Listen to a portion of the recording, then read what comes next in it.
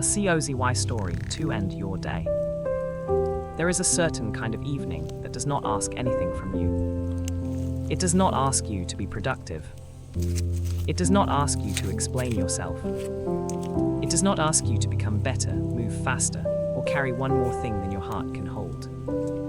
It simply arrives, softly, like warm light spilling across a wooden floor, like the sound of water moving inside an old kettle, like a small lamp turning on in the window of a quiet home.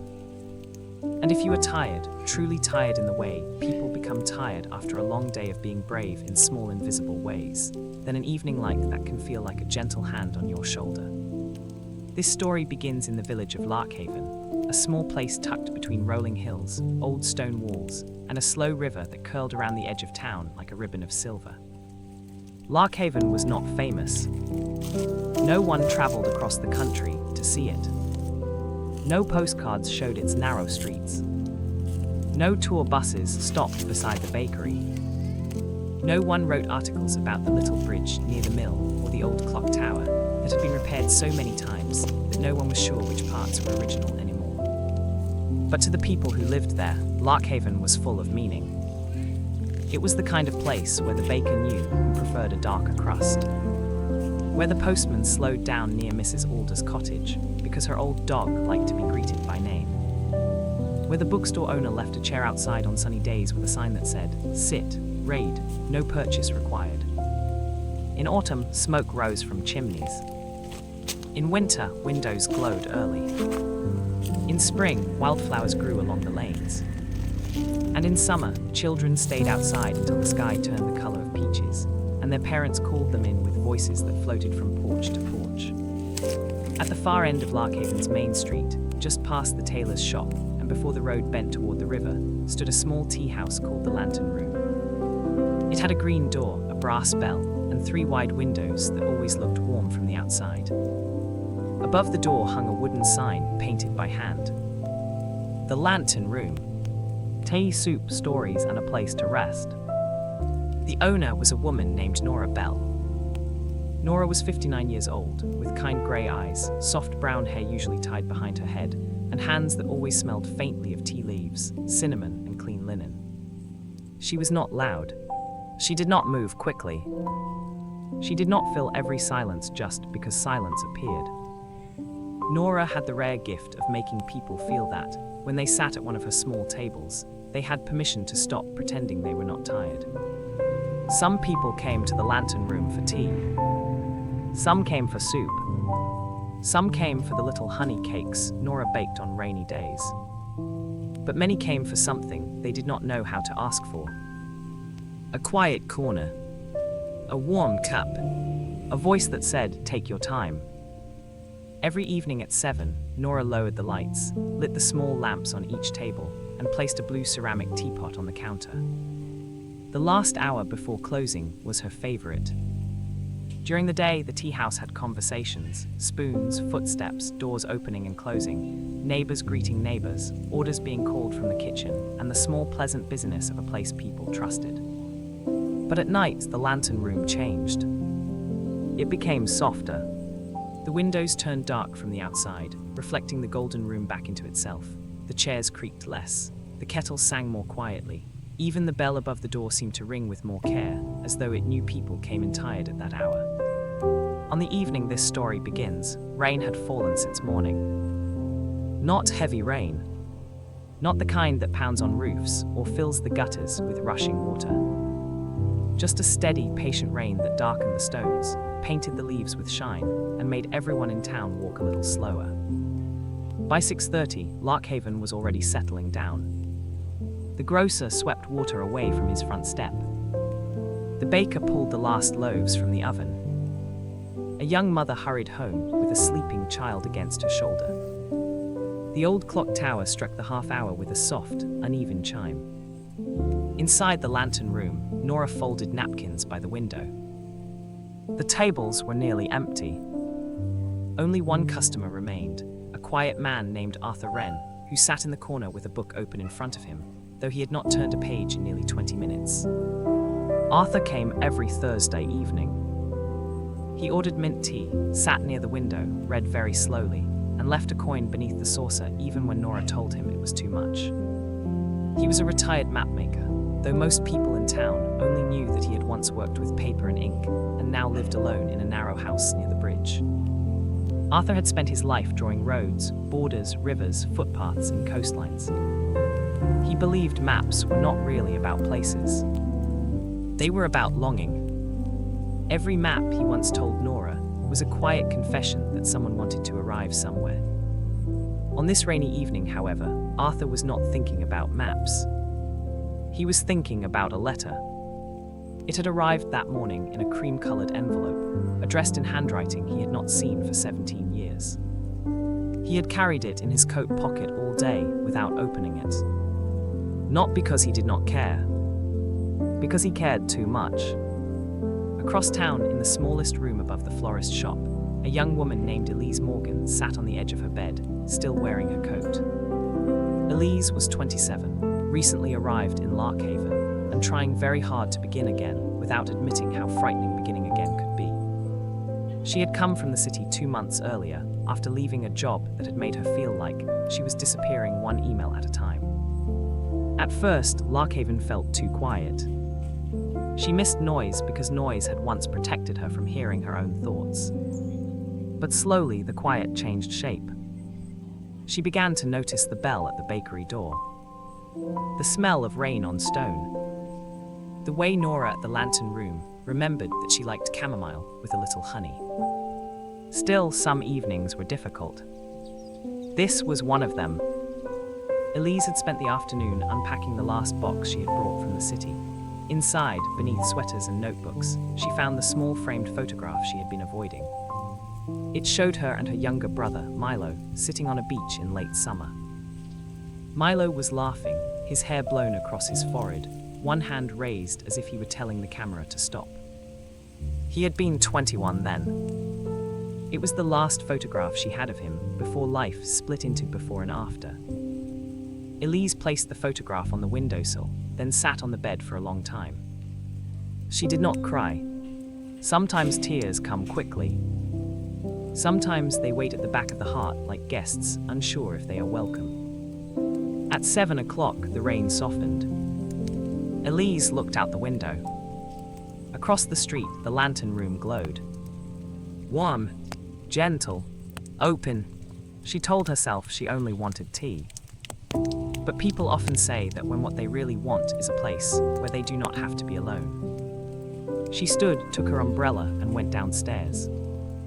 At the same time, on the other side of town, a boy named Thomas Hale was walking home from the train station.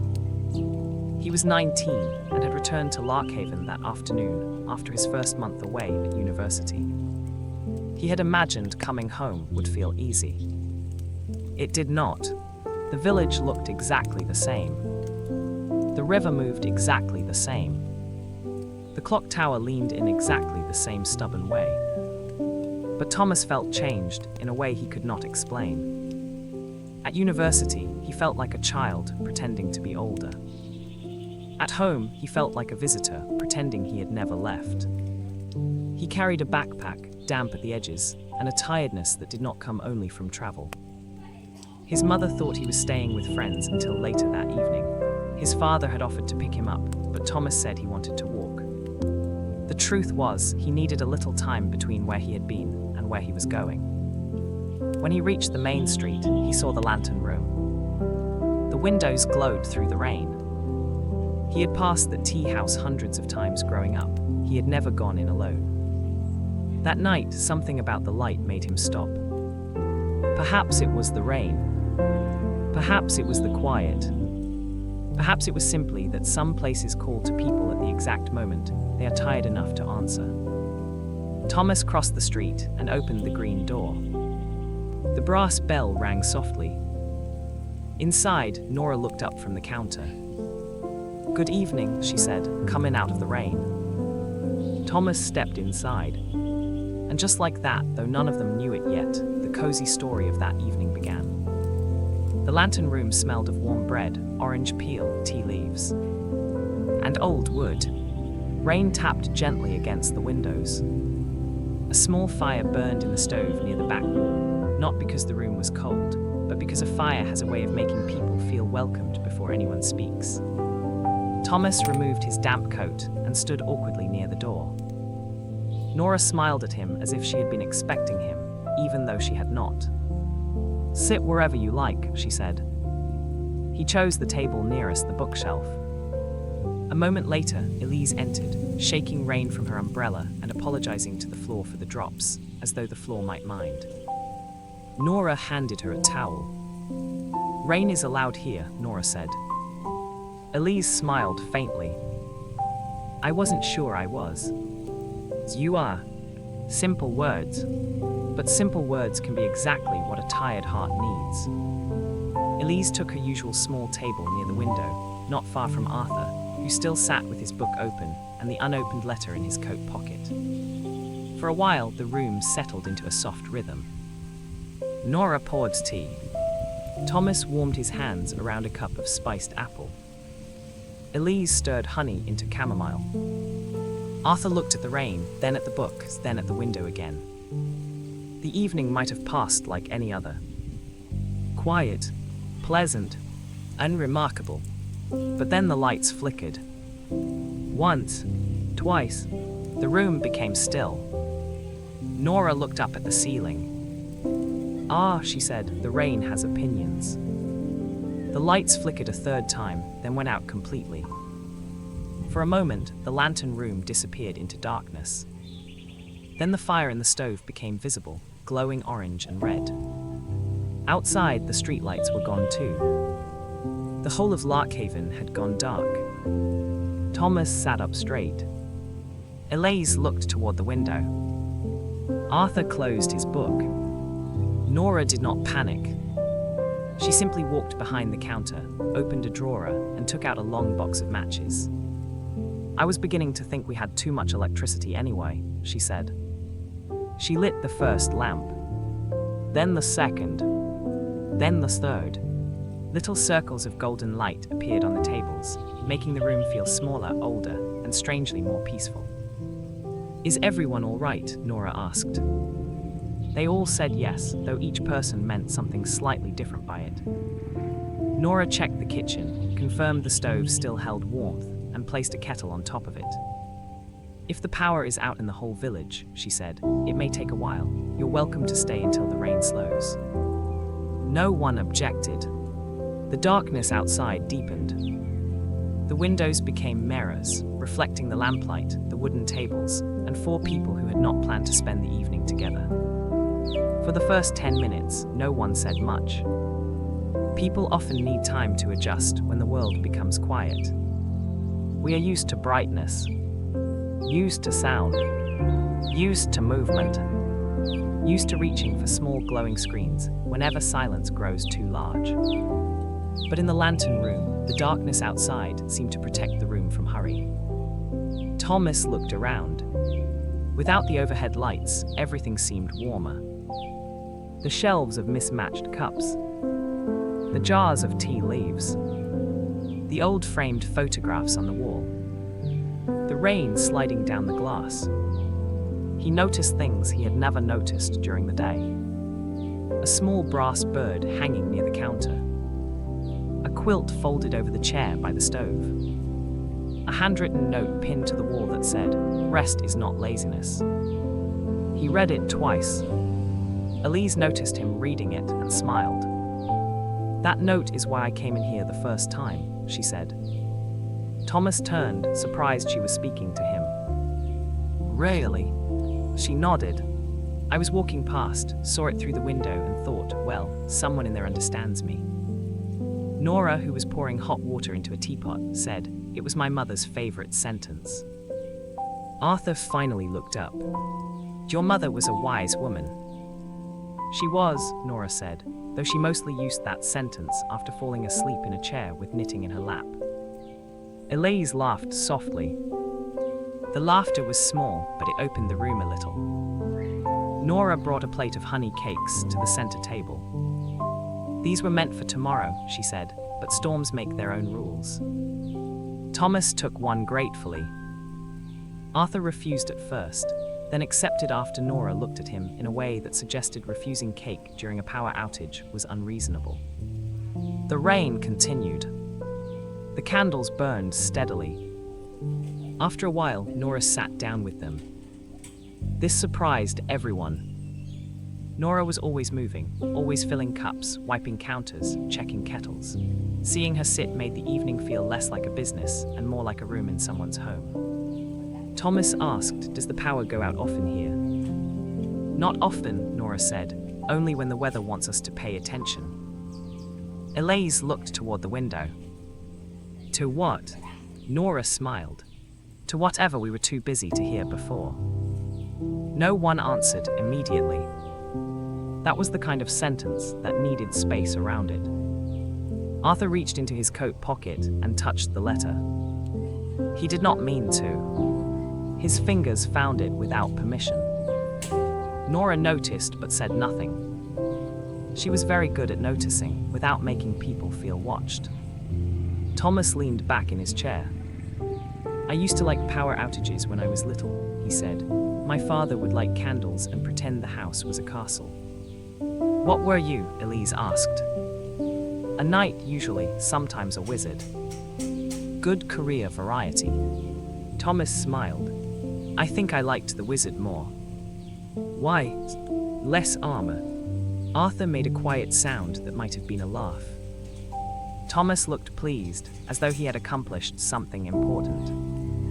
Elise wrapped both hands around her cup. "My brother and I used to build blanket forts during storms," she said. The word brother changed her face slightly. Nora saw it. Arthur saw it. Thomas did too, though he was young enough to look away quickly, unsure of the rules around another person's sadness. Elise continued, softer now. "We'd take every blanket in the house. My mother hated it.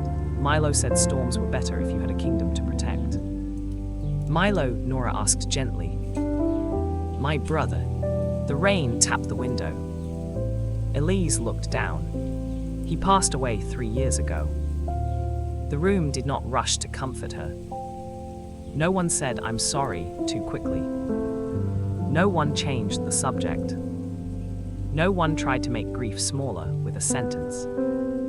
Nora simply reached across the table and placed another honey cake near Elise's cup.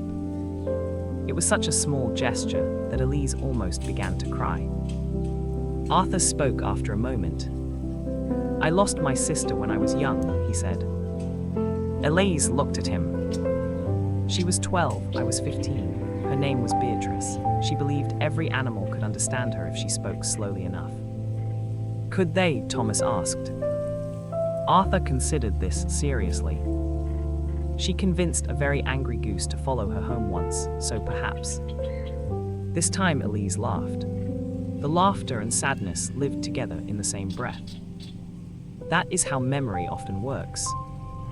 It brings warmth and ache at the same time. Thomas looked into his cup. "I don't know what to do when people talk about things like that," he admitted. Elise turned to him. "That's honest. I always feel like I'll say the wrong thing." "You might," Arthur said. Thomas looked alarmed. Arthur continued, "But silence from fear is often colder than clumsy kindness." Nora nodded. "Most people don't need perfect words, they need company." Thomas thought about this. He thought about his mother, who had been quieter than usual the night before he left for university. He had been so focused on packing, on pretending he was excited and not afraid, that he had not noticed how she kept folding the same towel again and again. He wondered if she had needed company. He wondered if he had been too busy performing independence to be kind. The power remained out. Outside, the rain began to slow. Inside, the room grew warmer. Nora added another log to the stove. The wood cracked softly. A thin line of smoke fragrance curled into the air before the chimney took it. "Since we're here," Nora said, "and since the rain has made us temporary companions, perhaps we should each share one good thing from the day." Thomas raised an eyebrow. "Is this a tea house tradition?" "It is tonight." Elise smiled. "What counts as good?" Anything, Nora said. A kind word, a warm meal, a memory, a bird on a fence, something you noticed, something that noticed you. Arthur looked skeptical. Nora looked at him. You may start. Of course, he said dryly. Punish the old man first. You are not old, Nora said. I am 76. That is seasoned. Thomas grinned. Arthur sighed, but there was softness in it. One good thing, he said. This morning on the bridge, I saw a child drop a red mitten. A dog picked it up and carried it after her. The child believed the dog was giving her a gift. That is a good thing, Nora said. Elise nodded, a very good thing. Thomas said, my good thing was arriving home and smelling the rain here. Rain smells different in the city. How? Elise asked. In the city, it smells like pavement and buses. Here it smells like leaves and chimneys. Nora smiled. That is beautifully put. Thomas looked embarrassed but pleased. Elise went next. My good thing was finding a photograph I thought I wasn't ready to see. She paused. I still wasn't ready, but I looked anyway. No one asked to see it.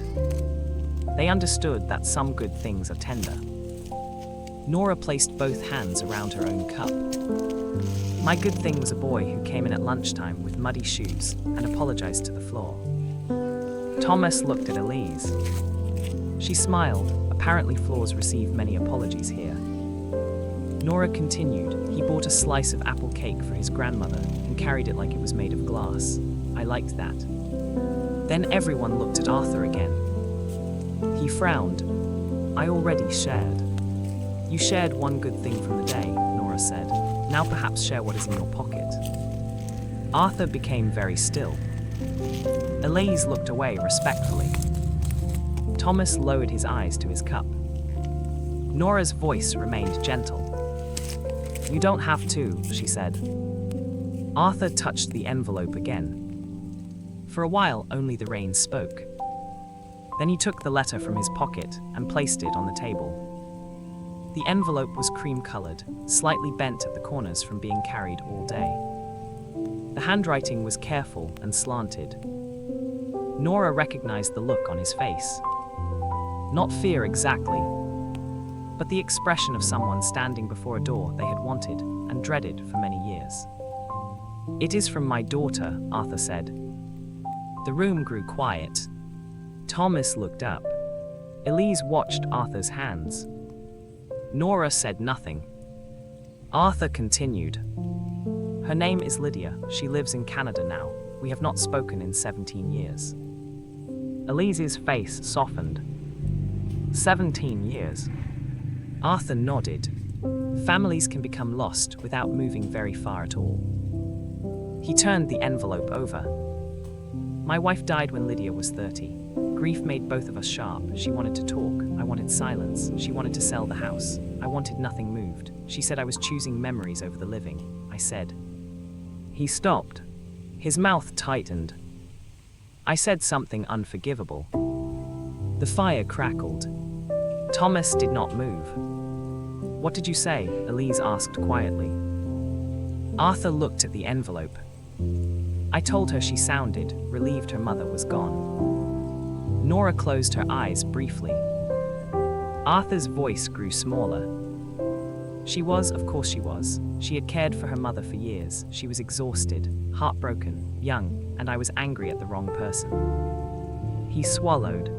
She left the next morning. I expected her to return after a week, then a month. Then I stopped expecting anything because expectation became too painful. Did you write to her? Thomas asked. Arthur nodded.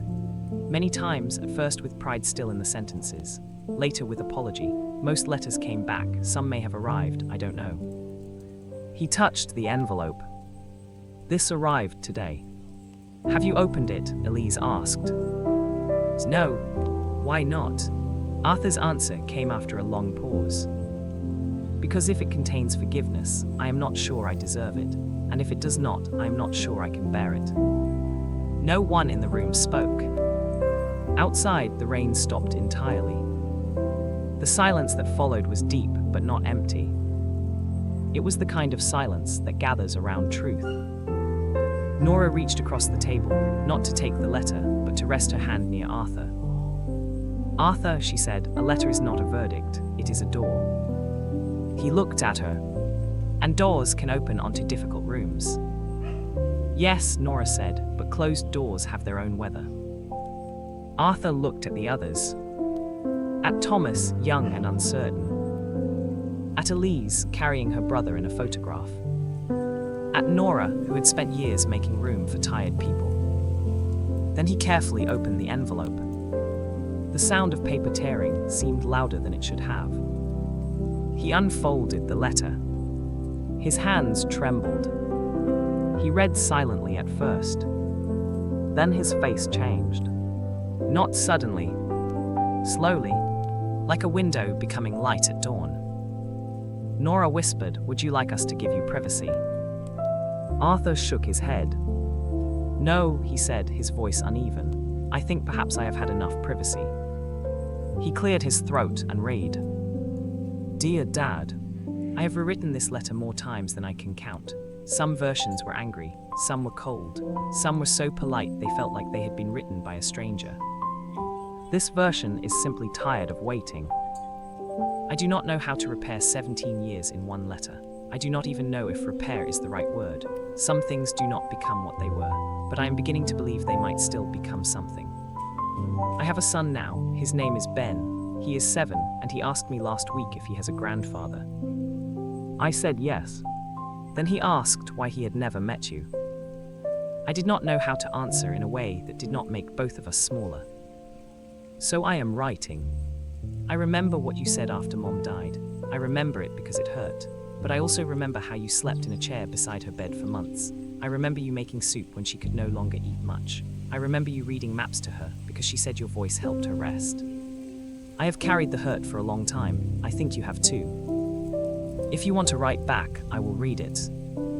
If you want to visit, we can talk about that. If all you can do is send one sentence, send one sentence. Ben likes drawing rivers. I told him you know all about rivers. Love, Lydia. When Arthur finished reading, the room remained still. His eyes were wet now. He folded the letter with great care, as if it was something alive. Thomas blinked quickly. Elise wiped her cheek. Nora breathed out slowly. Arthur looked at the letter. She signed it Love, he whispered. Nora smiled through her own tears. Yes, she said, she did. Arthur pressed the letter gently against the table. For a moment, he seemed older than before. Then somehow younger. What should I write? He asked. No one answered immediately. Then Thomas said one sentence. Arthur looked at him.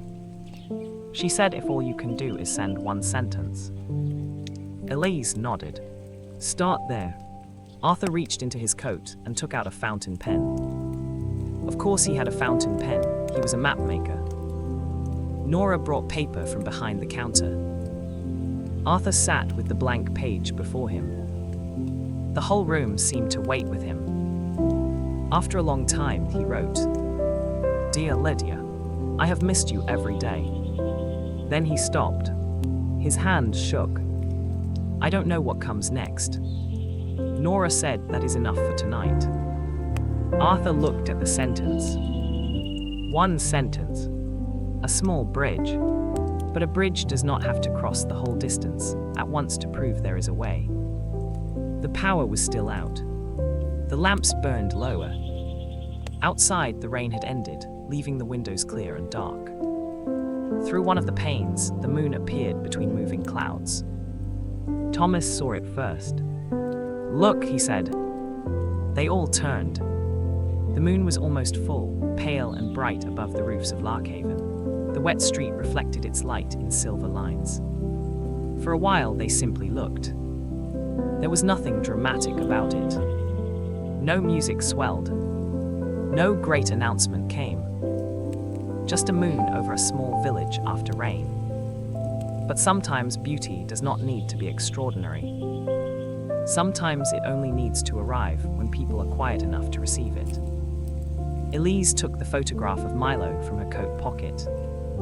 She had brought it without realizing she had. She placed it on the table. "This is my brother," she said. Thomas leaned slightly closer. "He looks happy."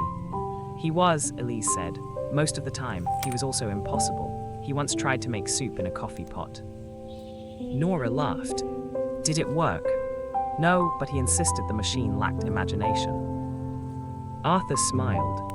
Elise looked at the photograph with a tenderness that did not collapse into pain. "I think I was afraid that if I remembered funny things, it meant I wasn't sad enough." Nora shook her head. "Joy is not betrayal." Elise closed her eyes. The sentence entered her gently. "Joy is not betrayal." She repeated it silently. Milo's face in the photograph seemed less like a wound now and more like a window. A way to look at what had been loved. Thomas watched all of this with the serious attention of someone learning a language he had needed but never been taught. "How do people know what to keep?" he asked. The others looked at him. "I mean, when life changes, how do you know what parts of home to keep and what parts to leave behind?" Arthur looked at the young man for a long moment. "A map never includes everything," he said. Thomas frowned slightly. Arthur continued. "If it did, it would be the size of the world and useless. A good map chooses what helps a traveler move forward without forgetting where they are." Thomas listened. "Home is like that," Arthur said. "You cannot carry every street, every room, every version of yourself, but you may carry the landmarks." "What are landmarks?" Thomas asked. Nora answered, "The things that still guide you when you are far away." Thomas thought of his mother's hands folding towels. His father pretending the house was a castle during a storm. The smell of rain in Larkhaven. The note on the wall that said rest was not laziness. He nodded slowly. "I think I understand." "You don't have to understand all at once," Elise said. This comforted him. The kettle began to steam again on the stove. Nora stood and made another pot of tea. It was nearly 9:30 now, well past the time she usually closed, but none of them moved toward the door. The lantern room had become something else for the evening. Not quite a tea house. Not quite a shelter. Not quite a home. A temporary harbor, perhaps. A place where 4 travelers had stopped while weather passed. Nora brought out bread, cheese, jam, and a small bowl of apples. Thomas said, "You don't have to feed us." Nora placed a plate before him. "Young man, it is one of the few forms of power I still enjoy." Arthur said, "Do not resist, she will win." Elise smiled. They ate slowly. There is a kind of meal that tastes better because no one planned it. Bread torn by hand. Jam from a jar. Tea poured by lamplight. Apples cut with a small knife. Nothing fancy. Everything enough. As they ate, Nora told them about her mother, who had opened the lantern room 40 years earlier with 3 tables, 1 kettle, and more confidence than money. She said people would always need tea, Nora said. My father said they would need money first. Who was right? Elise asked. Both, unfortunately. Nora smiled. My mother believed every person had an evening inside them, a quiet place where they kept the things they could not carry during the day.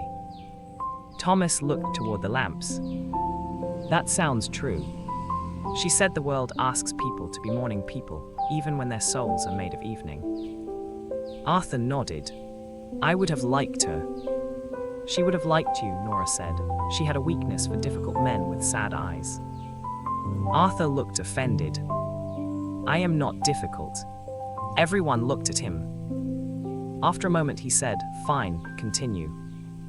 They laughed. The laughter filled the room gently. Outside, the moon climbed higher. The rain clouds thinned. In windows across Larkhaven, candles glowed. The village, without electricity, seemed to remember an older rhythm. People stepped outside and spoke across garden walls. Children pressed their noses to windows. Dogs barked at shadows. Somewhere, someone began playing a violin very softly. The music drifted faintly down the street and into the lantern room. No melody anyone recognized. Just a slow, wandering tune, tender and imperfect. Nora closed her eyes to listen. Elise imagined Milo making a joke about dramatic weather. Arthur imagined a little boy in Canada drawing rivers. Thomas imagined telling his mother tomorrow that he should have noticed she was sad when he left. The evening held all of them. Not fixing everything. Not erasing what had been lost. Just holding. Sometimes that is the beginning of healing. Not answers. Not transformation. Just being held long enough to stop falling. At 10:15, the power returned. The overhead lights blinked on, bright and sudden. Everyone winced. Nora stood quickly and turned them off again. "No," she said, "not yet." Arthur laughed. A real laugh. Soft, surprised, and slightly rusty, as if it had not been used enough lately. The lamps remained lit. The fire remained warm. The moon remained visible through the window. Outside, Larkhaven slowly brightened house by house, but the lantern room stayed golden and dim. No one seemed in a hurry to leave. That is how good evenings end. Not with a sharp closing, but with a slow loosening. Thomas was the first to stand. "My parents will wonder where I am," he said. "Then go home," Nora said, "and be kind when you get there." He nodded. At the door, he stopped and turned back. "Thank you," he said. "For the tea?" Nora asked. "For the room." Nora's expression softened. "You're welcome anytime." Thomas stepped outside into the wash-clean night. The rain had left tiny silver drops on every railing and leaf. The street smelled of stone, wood smoke, and wet earth. As he walked home, he did not reach for his phone. He looked at the moon. When he entered his house, his mother was in the kitchen, folding a towel that did not need folding. She looked up. "There you are." Thomas put down his bag. For a moment, he almost made a joke, almost rushed past the moment, almost performed the cheerful version of himself. Instead, he said, "I missed you." His mother went very still. Then she smiled in a way that made him wish he had said it sooner. "I missed you too," she said. He crossed the kitchen and hugged her. Not quickly, not like a child, like a person who had learned, in a room lit by lamps, that love should not always wait for perfect timing. Back at the lantern room, Elise stood next. She picked up Milo's photograph and slipped it carefully into her coat pocket. "Are you all right walking home?" Nora asked. Elise nodded. "Yes, I think I am." At the door, Arthur said, "Your brother sounds like someone who improved the world by confusing it." Elise laughed. "That is exactly right." Then she looked at him. "Write the letter, Arthur." He nodded. "Look at the photograph," he said. "I will." Elise stepped outside. The moon followed her along the wet street. When she returned to her room above the florist's shop, the photograph on the windowsill no longer looked like something waiting to hurt her. It looked like a visitor. She placed it beside a small candle and sat in front of it. For the first time in many months, she spoke to Milo aloud. "You would have loved tonight," she said. "There was a power outage, a mapmaker with a letter, a boy learning how to be kind, and honey cakes you would have stolen before anyone noticed." The room stayed quiet, but not empty. Elise smiled. Then she cried. Softly, not the kind of crying that breaks a person open. The kind that lets a person breathe. At the lantern room, Arthur remained at the table with Nora. The letter from Lydia lay beside his unfinished reply. Nora collected the cups slowly, giving him time. At last Arthur said, "May I stay a little longer?" Nora sat back down. "Yes." He took up his pen. After the first sentence, the next came a little easier. Dear Lydia, I have missed you every day. I have wanted to say that for 17 years, but wanting is not the same as saying, and silence can become a terrible habit. I am sorry for the words I gave you when you needed your father to love you better. I was grieving, but grief does not excuse cruelty. Your mother loved you more than anything in this world. I did too, I do. I failed to show it when it mattered. If you are willing, I would like to write again. And if Ben would like, I can send him a map of the river near my house. It is not a famous river, but it knows how to find its way home. Love, Dad. Arthur stopped. His eyes moved over the page. Then he placed the pen down. It is not enough, he said. Nora looked at the letter. No, she said, but it is real. He folded it carefully. Will you post it tomorrow? He asked. I will walk with you to post it yourself. Arthur looked at her. The old instinct to refuse rose in him. Then passed. All right, he said. Nora smiled. A small bridge. Another one. When Arthur finally left, the town was quiet again. Nora stood alone in the lantern room. The lamps were nearly out. The fire had settled into embers.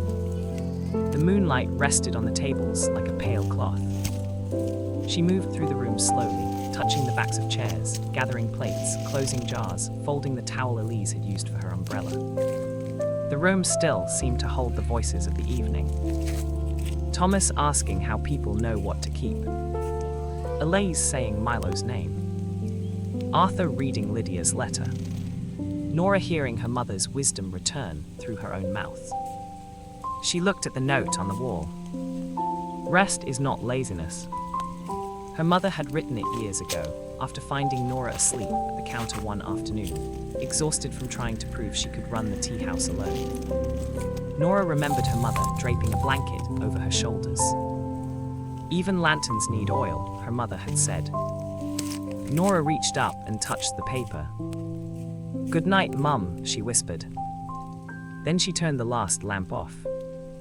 But the story did not end that night. Good evenings rarely end when people go home. They continue quietly in the choices people make afterward. The next morning, Thomas helped his mother make breakfast. He burned the toast, but she ate one corner anyway and said it was nearly perfect if one enjoyed the taste of fireplaces. He laughed. Later, he told his father about the power outage and the tea house. He did not explain everything. Some things were too tender to summarize. But that afternoon, before returning to university, he hugged both his parents without rushing. At the train station, his mother cried a little. This time, Thomas did not pretend not to notice. He held her hand until the train arrived. Elise began visiting the lantern room every Tuesday evening. Sometimes she brought sketches of flowers from the shop below her room. Sometimes she brought nothing. Sometimes she spoke of Milo. Sometimes she sat quietly by the window and let the room be warm around her. One day, she placed the beach photograph in a small frame on her desk. Not hidden in a box. Not turned face down. Visible. She still missed him. Of course she did. Missing someone is not a problem to solve. It is love learning how to live with distance. Arthur posted his letter the next morning with Nora beside him. He stood before the red mailbox for nearly a full minute. Then he slipped the envelope inside. The sound it made as it fell was very small. But to Arthur, it sounded like a gate opening. 3 weeks later, a new envelope arrived. This one contained a drawing. A child's drawing of a river colored blue, with a small house on one side and 3 stick figures on the other. At the bottom, in uneven letters, it said, "For Grandpa Arthur." Arthur brought it to the lantern room. He placed it on the table. Nora looked at it and pressed a hand to her heart. "He called you Grandpa." Arthur nodded, unable to speak for a moment. That winter, Arthur began drawing a map for Ben. Not a perfect map. A loving map. It showed the river, the bridge, the tea house, the clock tower, the bakery, and a tiny path marked with the words, good for walking when you need to think. In the corner, he drew a small lantern. Lydia wrote again. Then Arthur wrote. Then she wrote. They did not repair everything quickly. Real repair is slow. It has awkward sentences, misunderstandings, pauses, questions that have to be answered twice. But they kept writing. And sometimes keeping a door open is more important than knowing exactly how to walk through it.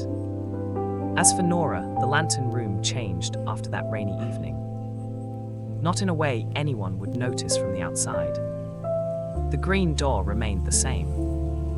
The brass bell still rang softly. The table still wobbled slightly if leaned on too hard. But Nora added a new tradition.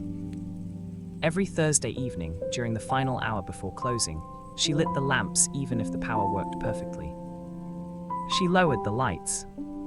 She placed honey cakes on the counter.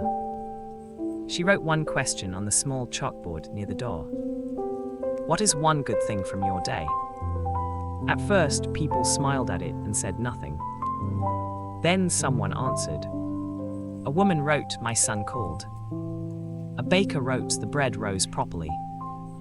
A child wrote, I saw a frog. Mrs. Alder wrote, my dog remembered he is loved. Soon the chalkboard filled each week with small good things. Not grand things, not achievements, just evidence that life, even when tiring, still left little lights along the path.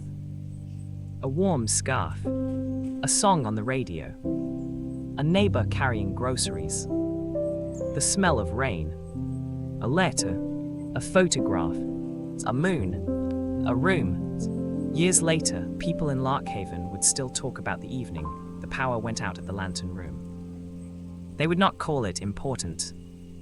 Not exactly. They would call it cozy. They would call it strange. They would call it lucky. They would say, do you remember that rainy night when we all ended up staying? And someone would always answer, yes, I needed that night. Because that is the secret of cozy things. They may look small from the outside. A cup of tea, a lamp, a warm chair, a kind sentence, a plate of honey cakes, a room where no one tells you to hurry. But when life has been too loud for too long, small softness can feel like rescue. So if you are listening at the end of a long day, imagine the lantern room. Imagine the green door and the brass bell. Imagine rain sliding down the windows. Imagine lamplight on wooden tables. Imagine the stove glowing softly in the corner. Imagine Nora placing a cup of tea before you without asking you to explain why you look tired. You do not have to be impressive here. You do not have to solve everything tonight. You do not have to organize every worry before you are allowed to rest. You may simply sit. You may breathe. You may let the day loosen its grip one finger at a time. Outside, the village is quiet. The rain has stopped. The moon is above the roofs. Somewhere, someone is walking home with a lighter heart. Somewhere, a letter is waiting to be read. Somewhere, a photograph is being placed back in the light. Somewhere, a young man is learning that love should be spoken before it becomes regret. And here in this small warm room, the lamps are low. The tea is still warm. The chair is comfortable. The night does not ask anything from you. It only says, rest now. You have done enough for today. The end